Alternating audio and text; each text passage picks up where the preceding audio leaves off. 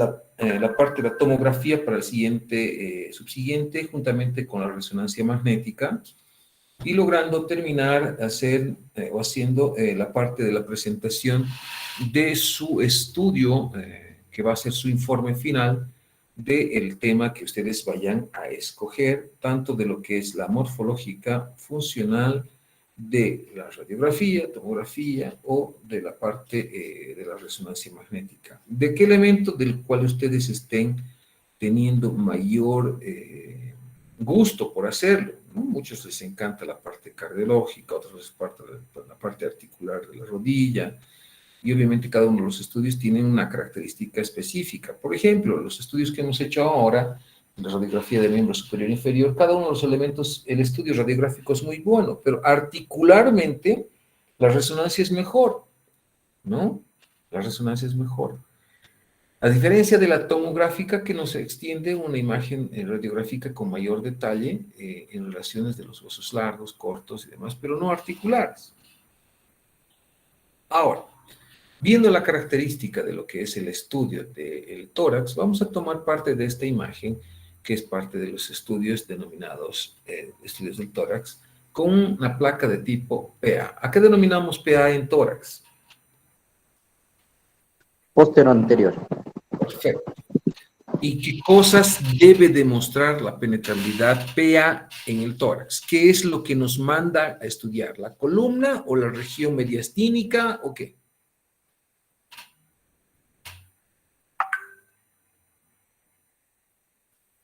Estaríamos valorando todo lo que es el parénquima pulmonar, también. Parénquima pulmonar, muy bien. Silueta cardíaca. Sí, silueta cardíaca, perfecto. O sea, estamos hablando de mediastino, ¿cierto? Sí, toda la estructura del mediastino. Perfecto, la mediastínica. Y en su trayectoria, la PA nos puede mostrar alguna situación de la columna. ¿O la AP es la que nos sirve? La AP. Eso. Entonces, el estudio de las estructuras mediastínicas del pulmón deben estar basadas principalmente en el conocimiento de lo que existe en el mediastino. Tanto la división mediastínica como las características de tipo pulmonares. Entonces, el pulmón y el mediastino están ubicadas en la cavidad torácica, delimitadas hacia adelante por el esternón, las costillas y los cartílagos, y hacia atrás por la columna vertebral, por las apófisis transversas que forman parte del mismo, y obviamente las articulaciones que se encuentran costovertebrales. Hacia arriba, un espacio abierto formada por una estructura denominada costo vertebral, formando parte de la horquilla esternal, y hacia abajo, las costillas en un reborde externo costo xifoideo, ¿no? Que se va a estar formando parte en la división de la región abdominal y torácica. No se olviden que el tórax y el abdomen están divididas por una musculatura denominada diafragmática, que se va a insertar en los bordes y las caras internas de las costillas en su cara interna, tomando parte y avasallando el tórax, porque el abdomen es mucho más grande, el pulmón es mucho más chiquitito, ¿no? Y vemos de que una imagen mediastínica nos va a mostrar la característica de la división entre lo que es el quinto espacio intercostal hacia la línea inferior, ubicando principalmente a nivel de la región de las tetillas, ¿no?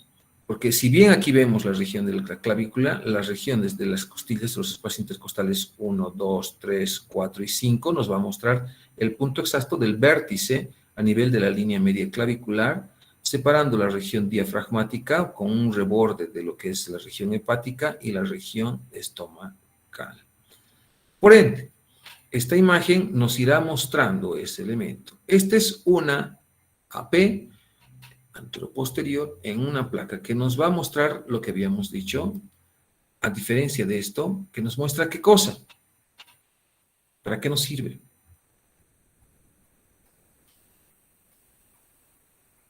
La AP que muestra. Más que todo es para ver estructuras óseas. AP. Muy bien, ¿cómo cuáles? Arcos costales, columna, clavículas, escápula, en algunos casos. Se enfatiza más el tema óseo que el tema pulmonar o mediastínico. Entonces estamos hablando de parenquima versus óseo, ¿no? Perfecto. Sí, doctor. Esta es la diferencia. Posterior anterior, antero-posterior. Lo que decía su compañero.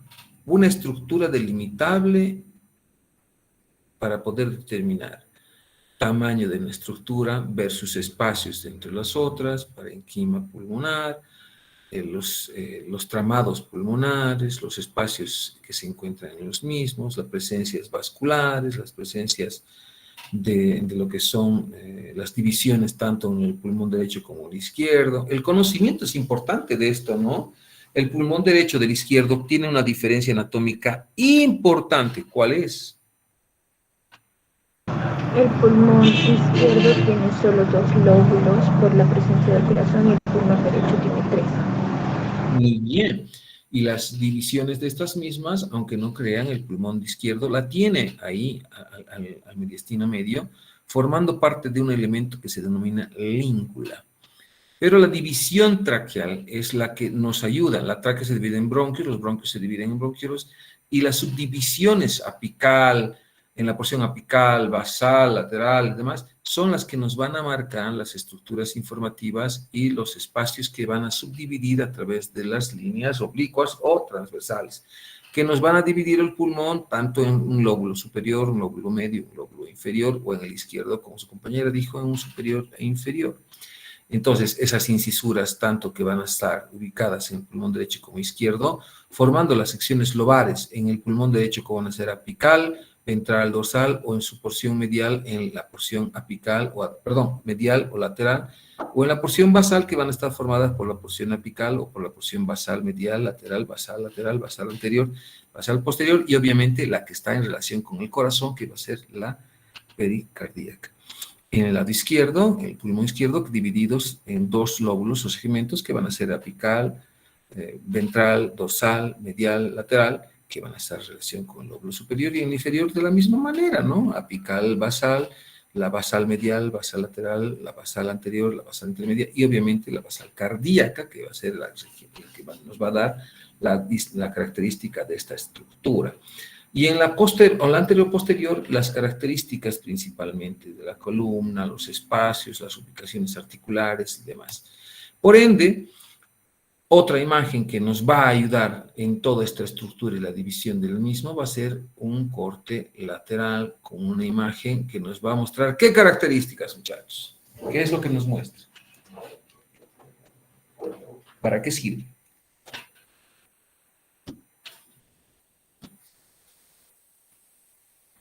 ¿Para qué sirve un corte lateral?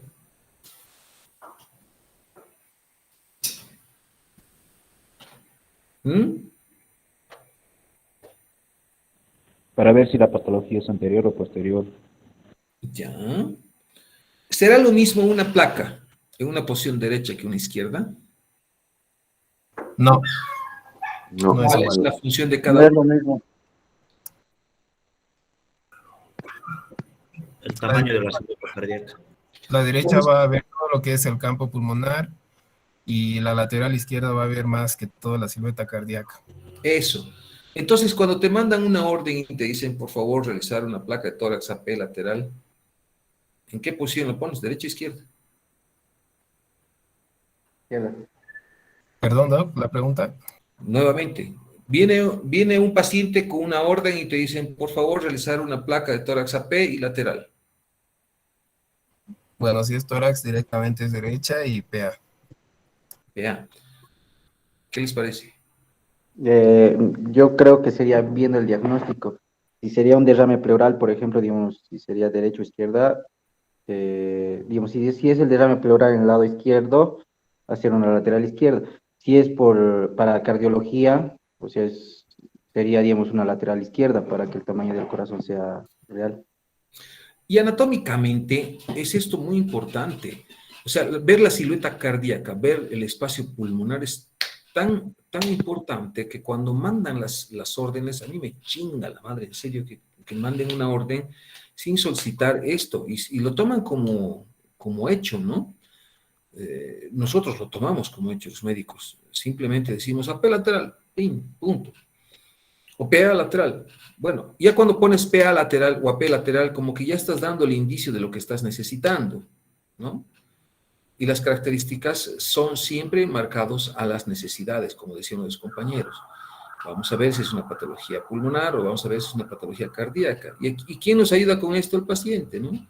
No hay más. Es que tengo problemas respiratorios, listo. Vamos a tomar el pulmón derecho. Y si nos dice que vamos a tener una lesión, o sea, que tenga una dificultad nomás, ay, no duermo bien, y se toma la mano al pecho, es una patología cardíaca, entonces iremos a la región izquierda. Esa es la característica. Obviamente, y si nos dicen, no, es que tengo mucho dolor en la espalda, pues estaremos tomando mayor en cuenta esta imagen que va a ser la línea posterior vertebral para poder hacer el estudio, o si nos dice que tiene alguna patología de tipo, qué sé yo, external y demás, y tendremos pues, en cuenta esta imagen, ¿no? Entonces, acá son los elementos que están divididos en 3 tipos de flechas, las rojas, las azules y las negras. Las rojas, donde nos van a mostrar principalmente los arcos costales posteriores, y la cúpula diafragmática, donde vamos a ver el hemitórax derecho, lo que decía su compañero hace un momento, ¿no? Para ver patologías de tipo de derrame pleural, o si existe una cantidad de líquido o un mixto, ¿no? Entre aire y contenido de sangre o líquido. Y las flechas azules que nos van a mostrar los hemitórax izquierdo y derecho, ¿ya?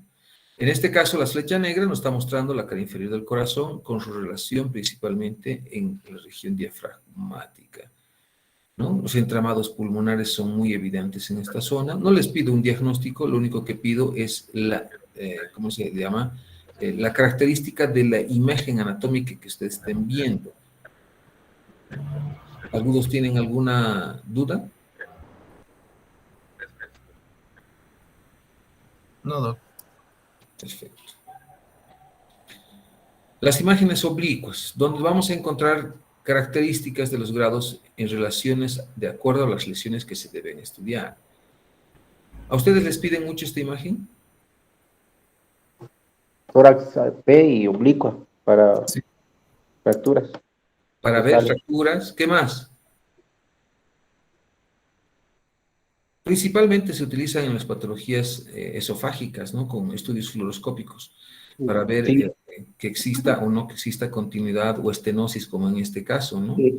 No les pido el diagnóstico, lo que quiero que se entienda acá es esto, la característica de un esófago intratorácico, que denominamos un esófago torácico, versus la diferencia con el esófago intraabdominal a través del músculo diafragmático, y obviamente la división hacia arriba de la porción del esófago cervical, que va a estar en relación con la porción superior de la primera costilla. Entonces, la interpretación y la ubicación es muy importante, ¿no? La característica normalmente de estas patologías estenóticas está en relación con la porción de la cara posterior del ángulo formado por la división de los bronquios después de la tráquea. Muy compatible con alguna lesión de tipo, ¿cómo se llama esto?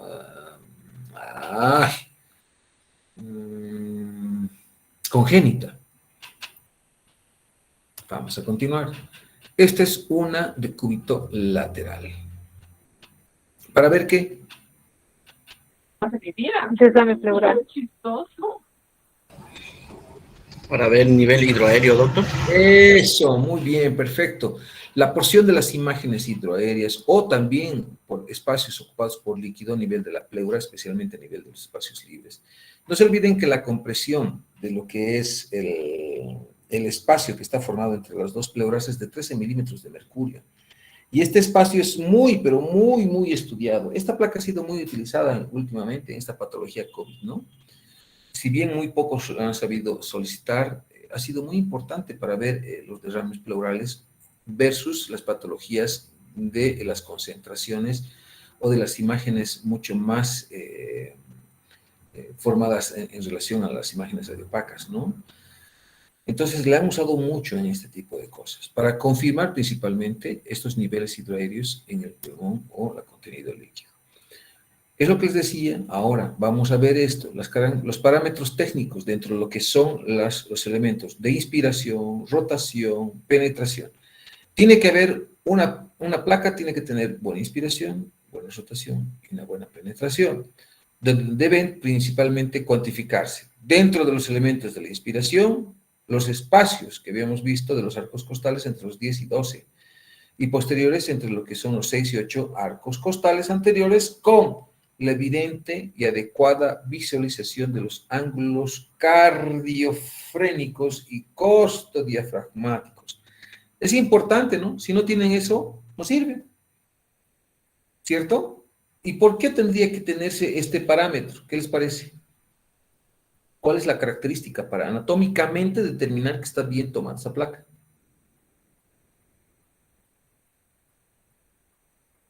La ventilación del pulmón. Claro, dentro de la inspiración sí, es correcto, pero dentro de la inspiración debe de marcarse, dice, 10 a 12 arcos costales posteriores, 6 a 8 arcos costales anteriores. Debe verse los ángulos cardiofrénicos y costodiafragmáticos, porque si no, no sirve esa placa. ¿Es correcto? Sí, doctor. ¿Verdad? A eso vamos a entrar a la rotación, donde debemos encontrar en una línea anatómica media las apófisis principalmente espinosas dentro de lo que son las relaciones ubicadas entre lo que son las porciones proximales de la región del hueso clavicular, donde debe quedar equidistante al extremo medial de cada una de las clavículas, ¿no? Si este elemento estuviera desplazado hacia este lado o hacia este otro, estaríamos en una placa radiográfica que no nos va a servir de mucha ayuda. Entonces, inspiración con las características de las visibilidades de los arcos costales anteriores y posteriores y las visibilidades de los que son los ángulos cardiofrénicos costodiafragmáticos. En la rotación, donde deberá verificarse que las porciones deben quedar, de las apófisis espinosas deben quedar tanto en el extremo medial como distal de cada clavícula. Y por último, que habíamos dicho, la penetrancia. ¿Por qué la penetrancia? ¿Alguien me puede hablar de la penetrancia?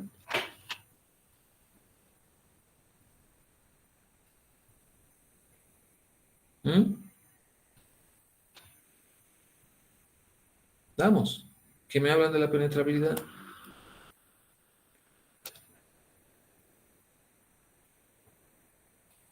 En una placa de PA, ¿qué debe verse?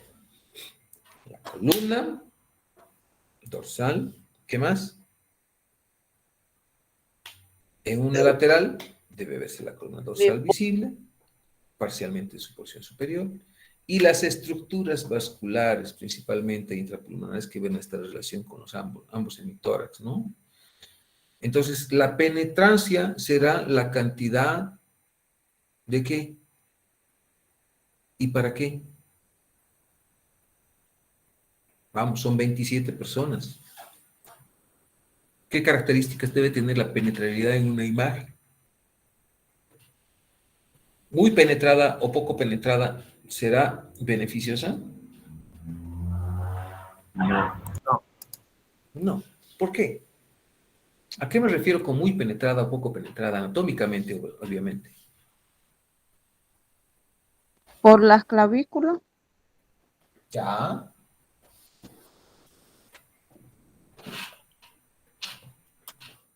Si va a estar muy penetrado o poco penetrada, no voy a tener estas características dentro de la inspiración y la rotación. No voy a poder ver esas características tanto en la P lateral. Y obviamente la penetrancia que vamos a tener va a ser una información poco fidedigna, porque no vamos a poder ver espacios intervertebrales, no vamos a poder ver los ángulos, no vamos a poder ver el ángulo costodiafragmático o el que está en relación con el diafragma y lo que son las porciones de la columna vertebral, o vamos a encontrar esta silueta cardíaca. No vamos a poder diferenciar mucho de esto. Es por eso que tiene que ser muy bien penetrada en relación principalmente a sus características de necesidad, ¿no? Aquí está una imagen en subexposición y otra que es en sobreexposición. ¿Alguien me puede ayudar con esta interpretación?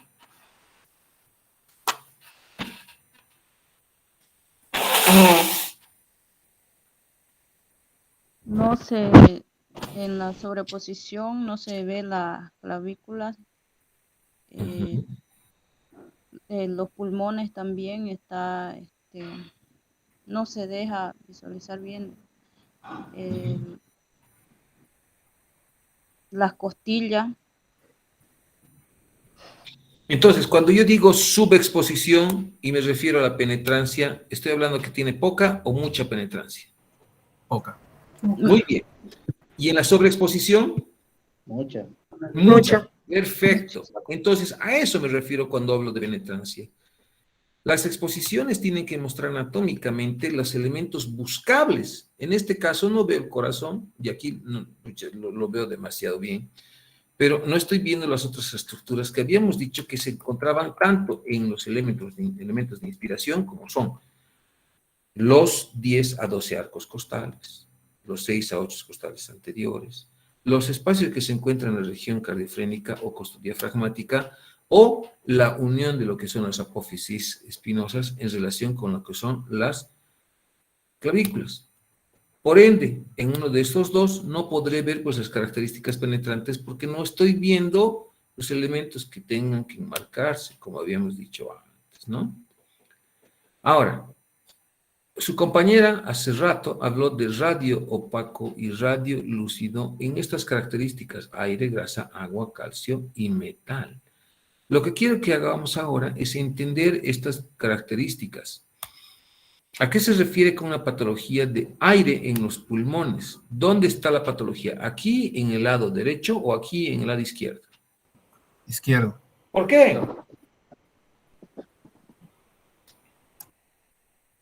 Porque hay borramiento de la trama bronquial. Muy bien. ¿Alguien más?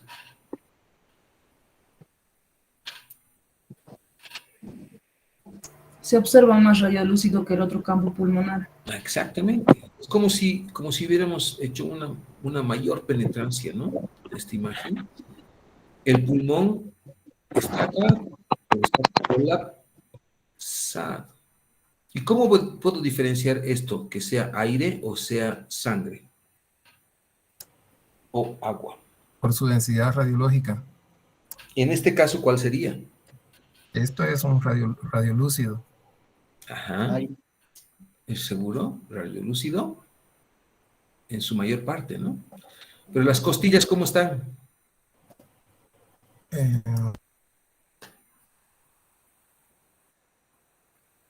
O sea, a lo que me refiero es esto. Anatómicamente mis costillas están viendo los 12 arcos costales posteriores o 6 a 8 arcos costales anteriores. Pero en este caso estamos viendo el espacio que está formado entre el diafragma y la porción costal, que habíamos dicho en esta imagen de acá, que debe de estar visualizándose los ángulos cardiofrénicos y costodiafragmáticos. Entonces, cardiogénico, aquí está, cardiogénico y costodiafragmático, están viéndose, ¿no? Por ende, no podemos decir que está mal tomada, simplemente le podemos decir al señor, lo siento, este es su diagnóstico y no puedo hacer más. ¿Ah? Porque las personas mayorcitas tienen especialmente esa patología, ¿no? Que se vuelven chiquititos los pulmones, que llega un momento en que no se los logra reconocer. Aquí vamos a ver entonces esto. Y dentro de lo que es la anatomía radiográfica, nos tenemos que dirigir a esto. Voy a ver la tráquea. ¿En qué posición? ¿Cuál es su calibre? La línea paratraqueales. La aorta, la posición y calibre morfológica. Los cilios, la posición y densidad de los ángulos, etcétera, etcétera. Por ende, por favor, lo que vamos a hacer ahora, escúchenme, es necesito que me hagan una verificación de cada uno de estos elementos que estamos mencionando acá, como en este caso, por ejemplo. Verificación de las bandas, verificación de los contados parapentales de la derecha y demás. En relación a estos elementos, tráquea, aorta, ilios, vascularidad, mediastino, pulmones, diafragma, huesos y tejidos. Anatómicamente, la tráquea, ¿qué posición debe de tener? Anatómicamente, la tráquea, ¿qué calibre debe de tener? Anatómicamente la tráquea debe estar en relación con las líneas paratraqueales como la aorta. ¿Qué posición deberá de tener? ¿Qué calibre? ¿Cuál será su forma? Los cilios deberán estar en una posición. ¿Cuál? ¿Cuál será su densidad? ¿Cuál será su ángulo? Lo mismo la vascularidad pulmonar. ¿Cuál será su calibre? ¿Cuál será su disposición? El mediastino. ¿Cuáles serán los contornos que presentan y qué líneas debemos encontrar? En los pulmones debe estar comparativamente uno con el otro, ¿cómo? Y el área por área, ¿cómo deberá mostrarse? ¿Qué segmento, qué segmento, qué segmento? El diafragma, ¿cuál será su posición morfológica que debe presentar? Y los ángulos con las costillas, ¿cómo deberán ser? Y con la región cardíaca, ¿cómo deberá ser? Los huesos, ¿qué densidad debe de tener en una placa de tórax? ¿Y cuál deberá ser su morfología? Regular, irregular, continua, etc. Y el tejido blanco a nivel de lo que es el cuello y la región de las axilas tienen una característica en especial con los elementos denominados opacos o radiolúcidos. ¿Se está entendiendo? Sí, doctor. Perfecto. En este momento son las 12:01. Cada uno de ustedes a las 12:50 me deberá subir ese informe, por favor, al Classroom. Tienen el Classroom, ¿verdad? Sí, doctor. Perfecto. Yo voy a habilitar una pestaña ahí en el Classroom para estas interrogantes con el nombre de Anatomía Radiológica de Tórax. ¿Lo podemos hacer en Word? Disculpe, doctor. No me escucho. No, pueden hacerlo a mano. Mientras más rápido, mejor. Ustedes pueden hacer, tomen una captura de todo esto. ¿Lo tienen? Sí, doctor. Perfecto. Ahora, simplemente hagan la tráquea. ¿Qué posición debe de tener? ¿Cuál será su calibre? ¿Qué línea? Y por favor, no hagan un desplazamiento gigante. La posición de la tráquea debe estar dirigiendo de la región cervical hacia la porción torácica en una línea media, lateralizarse a nivel. No, al punto. La tráquea debe tener una posición principalmente de tantos. Una longitud de tantos, un diámetro tantos, un diámetro interno de tantos. Punto. Para de cortar. Miren, está yendo de abajo o de arriba hacia abajo, lateralizándose un poco hacia el lado izquierdo. Y punto. A nivel de la carina se divide en dos. Y ya está. Y continúan con esa posición. Después tienen que verme la banda paratraqueal derecha, izquierda, etcétera, etcétera. ¿De acuerdo? No se pierdan. Una pregunta, doctor. Entonces tendríamos que dibujar y sacarle foto y la foto subirlo, más o menos así. Si tú quieres con dibujos, perfecto. Si tú quieres ponerme el dato, así, tráquea. Yo le pongo, por ejemplo, posición, la línea media, de arriba abajo, se lateraliza hacia el lado izquierdo. Punto. El calibre de la tráquea tiene que ser tanto. Listo. Las líneas paratraqueales, ¿cómo deben ser? Punto. La aorta, ¿en qué posición está? La aorta ascendente, el callado aórtico y la aorta descendente tienen una posición de ¿qué? Una posición ascendente, una concavidad y una descendente. ¿Qué calibre debe tener? Normalmente tiene tantos centímetros de calibre. ¿Qué forma debe de tener? Tubular, de ascenso y descenso. Los ilios, el ilio, ¿en qué posición debe estar? A nivel de tantos, ¿y qué densidad debe tener? Radiopaca, radiolúcida, qué sé yo. Los ángulos que deben mostrar los ilios deben ser ¿qué? Radiopacos, radiolúcidos, con características de ¿qué? Nada más, o sea, no quiero que hagan una cosa gigante. Si ustedes lo hacen bien, van a tomar más o menos unos 25, 30 minutos. Háganlo. ¿De acuerdo?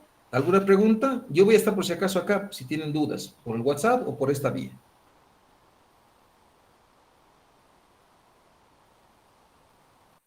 ¿Listo?